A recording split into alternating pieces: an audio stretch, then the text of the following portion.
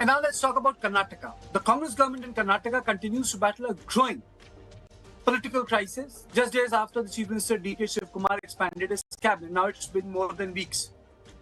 Now, instead of ending months of lobbying, getting along with other leaders, those who were close to other senior leaders, the cabinet expansion has triggered a lot of resentment within Karnataka.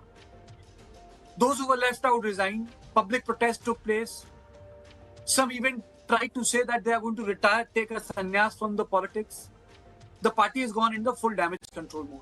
Some are saying that, this is being overtly handled from Delhi. Some are saying that, DK does not have a free hand. Someone says that DK has too much of free hand. But the fact of the matter is that DK is battling it all alone. And at the center of this latest standoff is M. Krishnappa. Now, despite repeated outreach by the party leadership, Krishnappa has made it clear that he will not settle for anything less than a cabinet berth. Now, the Congress has moved quickly to prevent crisis from escalating. D.K. Shivakumar, General Secretary Randeep Surjewala and Chief B.K. Hari Prasad have all met Krishnappa to persuade him to back down. The expansion has also revived the talks of differences between D.K. and former CM. But that's not what the story is. The story is, why are these names keep on cropping up? On this discussion, I'm joined by Vijay Grover, senior journalist, and I'll also be joined by Bansi Kalappa, another senior journalist, and Varghese continues to be with studio with me. Vijay, my question is that when Siddaramaiah became the Chief Minister, this does not happen. Now DK has become the Chief Minister, it is happening. Is it spontaneous, or is someone creating a crisis for DK? Kartikeya, good evening. As far as this particular crisis is concerned, I am just reminded of 2019 when the Yediyurappa became the Chief Minister. At that time also there was a lot of interference of the BJP High Command, which eventually forced him to step down in 2021. Now, in this case also, when the ministers were appointed, very clearly the Congress High Command's hand was visible at that time also in the selection, because DK seemed helpless at that time as well. And but this expansion, which has come 90 new ministers, it very clearly looks that the Congress High Command, specifically we were to name the two people, the Randeep Surjewala, who's in charge of the state, and K.C. Venugopal, they seem to have played a major role as far as selection of these leaders is concerned. Now DK, being DK, is a troubleshooter, is a fighter, as far as everybody knows. He's left alone to battle this out, because the kind of discontent that we are seeing now is something which is unprecedented in Congress, because no senior leader from Delhi seems to be stepping in to sort this out, be it Rahul Gandhi or others, and they left it to D.K. Shivakumar alone to sort it out. The latest volley being the fact that T.B. Jayachandra, a senior minister in the previous governments, and the 7-time MLA, senior most, the guy who was asked to be the pro tem speaker because of his seniority to before the new speaker is appointed, has actually said that he wants a seat allocated in the opposition benches, and he does not want to sit with the Congress MLAs. So this shows the kind of rebellion that is brewing. This shows the kind of unhappiness that is there, that a 7-time MLA, a man who's been the law minister, the man who knows legislation well, single seat, he's won 7 times, and he's been left out. So clearly this is something which is not the kind of reshuffle or expansion of cabinet that people were expecting. This is just to name. Vijay, wait a minute. Varghese, you have covered Karnataka very well. You have stayed in Bengaluru. You have been part of the original News9 team, Varghese. What I want to know from you is, do you think that this is happening because it's a handover problem from Siddaramaiah? Or do you think it's happening because he has not been able to effect a transition of his team that is loyal to him, and this team is the dictated team to him? Well, it looks like it is a kind of both, because on one side, the factional balancing act has become quite difficult in this cabinet. And on the other side, also regional representation is something that has come up.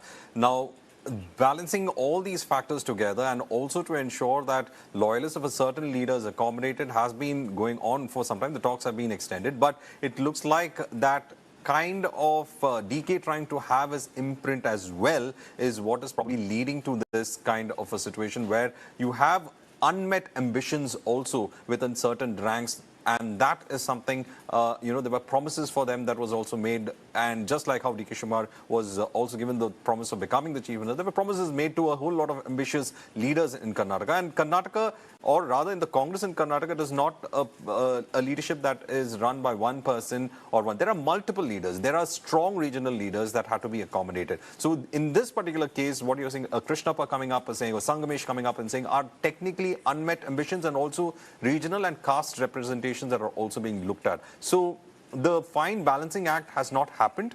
Siddaramaiah, to a large extent, has been able to do that Fine Balancing Act to a certain extent. But right now, what we are seeing is that Fine Balancing Act, because it's not about the ministries. There are chairman positions of various corporations that could be asked for, and that is also going to be quite a tricky thing, because that is where some of these unmet ambitions are going to be fixed at. But how long they can hold on to this aspect of keeping it in a limbo is something that we need to see, because as Vijay Grover was saying, as a troubleshooter, D.K. Shivakumar knows probably how to work on this, and probably he's working in the background to look at other accommodations as well. But keeping it boiling is giving the BJP a chance to actually exploit the divisiveness. Absolutely. But Vijay, do you think that DK will be able to stabilize? Does he have the bandwidth right now? Because, it started with even topmost leaders. Even Krishna Bairagowda was very upset with him. I wish we had the time, we could have made the list. Every person had a grounds. It's like, it also tells us one thing. It's one thing to be number two. It's another thing to be number one. The pressure that comes with a number one is different from a super powerful number two. It actually tells you that truth, Vijay. Yeah. Well, Kartika, you said it very rightly. And, today's statement, if you've noticed, D.K. Shivakumar himself, when addressing the unhappy leaders, said that I'm also Siddaramaiah's man. Don't think that I'm a competitor to Siddaramaiah. I'm also Siddaramaiah's man. I respect his seniority, and that's something which is there. Today, he paraded 6 MLAs or aspirants for ministers in his house, and, had a photograph with them very clearly to show Punana and others that he is in contact with them, that they're not, in grouse, in isolation, and they're all with him. So clearly, as I told you, that he knows how to work it out. It may take some time, but very unfortunate fact that, is being discussed in the Congress circles over here is the fact that the High Command left him alone to fight it out, and after having decided who could be in, who could be out, though caste-wise, there are no questions that are being asked at the moment, because if you look at the balancing of the caste equations, it seems to be near perfect. And, in fact, the Okaligas have one minister less than the Lingayats and the Dalits. So that's something which he's trying to do in the best possible way. But only thing where time and again questions will be asked will be that there is no woman representation. And that's something which, raises a lot of questions as to why the Congress High Command and others chose to ignore a party having to give, a woman a ministership, especially when Sonia Gandhi leads the party. Varghese, is this the nature of the Karnataka Congress? Different from Telangana Congress? Different from Andhra Congress? Is it different that way? Well, if you look at Telangana Congress at the moment, well, Revanth Reddy has an unprecedented kind of hold on the party, on the state unit. But over here, you have, in Karnataka, it is very different, because like in Kerala or in Karnataka, there are several leaders who have their own merit, and they stand with their own regions and their factionalism that is present. So it is the netting up of these factions under one person is what, is the difficult process. Now, as Vijay Grover was saying that technically the High Command could have in fact spoken and said that be under the umbrella of D.K. Shivakumar, but now it's up to D.K. Shivakumar to lone battle that he has to fight, where he has to gain the confidence and say that we can be still a team. So that is the task that he'll be looking at, and probably also ensuring that this does not go above a certain limit. That is something that he would be immediately looking at. Okay, Mr. Grover, before we move on to other issue, when Rajiv Gandhi snubbed a sitting chief minister in Andhra Pradesh, it led to the rise of NTR. The South states behave very, very differently. You know who I'm talking about. if I'm not wrong, it was Anjaney, who got snubbed on the tarmac of the Hyderabad airport. So there is a limit to what the so-called High Command or AICC can do. Do you think that the DK will be, it'll be easier for DK to transition out Siddaramaiah? Well, it may be a little difficult given the fact that, the mass leader that Siddaramaiah is. That's something, and, always the fact that Siddaramaiah till initial years was considered an outsider, having come from the Janata Parivar. And given the OBC credentials that he has, he always held a aura or a cloud that, he on his own could set up maybe a parallel party, a regional outfit like the JDS was at that time. But D.K. Shivakumar, being a loyalist, a staunch loyalist of the Congress, having started from the Youth Congress, may not have that kind of threat perception. That's the reason maybe High Command is not taking that factor into account at all. Knows very well because time and again D.K. Shivakumar has made the statement that I was a congressman, I am a congressman, and I will die a congressman. So clearly he's ruled out anything at the moment, though politics, anything is possible later on. But this is something which ensures that he's reined in, and if he's been left or to fend for himself and, try to build a team and get the team around, as Varghese said, convince everybody and bring them around, that may take a day or two. Maybe this weekend should be enough for him to sort it out and allocate the portfolios, because till now the biggest question is nearly 90 hours have gone by and we still don't know who will be heading which ministry, and that's something which is a crisis because governance is it Vijay, because is it because of the fact that after a long time within the Congress, the chief ministership has shifted to a Gowda?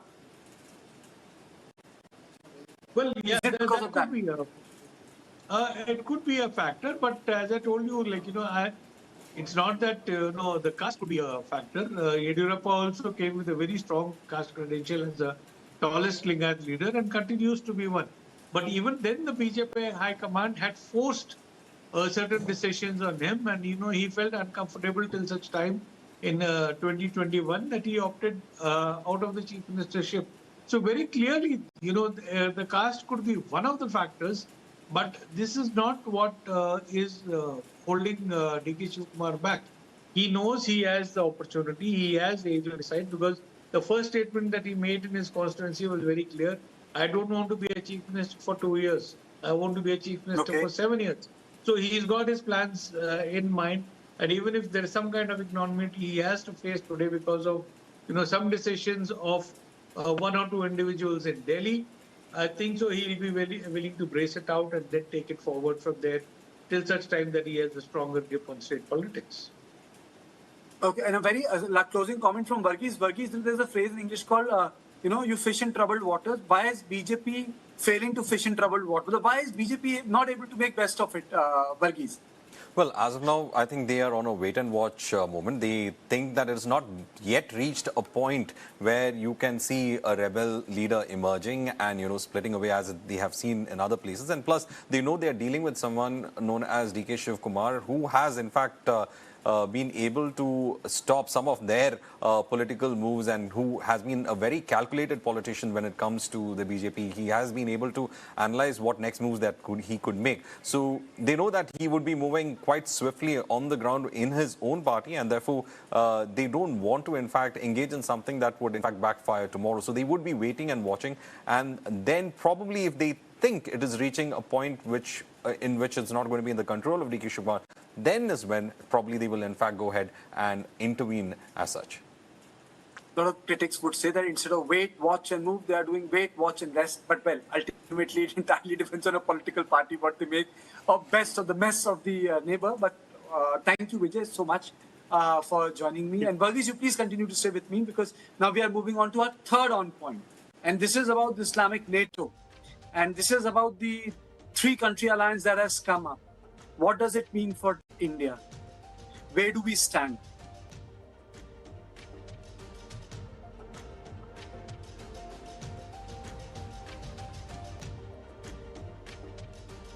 In a significant development, Saudi Arabia, Turkey, and Pakistan have signed a joint defense agreement in Makkah, pledging to treat an attack on any one of them as an attack on all three.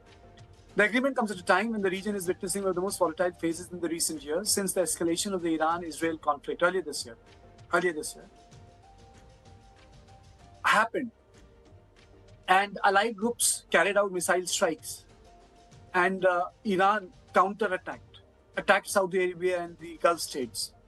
The entire area stands completely disrupted. Now, these three countries say that the agreement is purely defensive.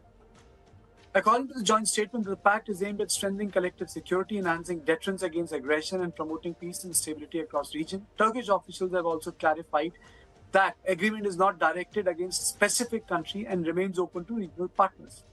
But this symbolism is hard to miss. Saudi Arabia is the Arab world's leading oil producer, Turkey has the NATO's second largest military, and Pakistan is the only nuclear Muslim nation. Together, the three countries represent a powerful strategic grouping at a time of deep regional uncertainty. Now, big question is, what does it mean for India? On this issue, I'm joined by Major General Sudhakarji, Aishwarya Sonawani from the Takshashila Institution, and Professor Singh, and in the studio, my colleague Verghese joins me. Verghese, as the consensus was, you ask the first question, I'll follow up. All right. The big question that, in fact, I would like to ask our panelists, especially when it comes to this particular agreement, is that when you're talking about an Islamic NATO, how practical is this particular alliance that has in fact happened? Is it because each one of them have something to offer for each of them in this alliance? One is that Pakistan has got a professional army and a nuclear weapons, known as a Muslim nation with a nuclear weapon that Saudi would in fact want to have that kind of a nuclear umbrella. And at the same time, Turkey is trying to in fact become part of the larger Islamic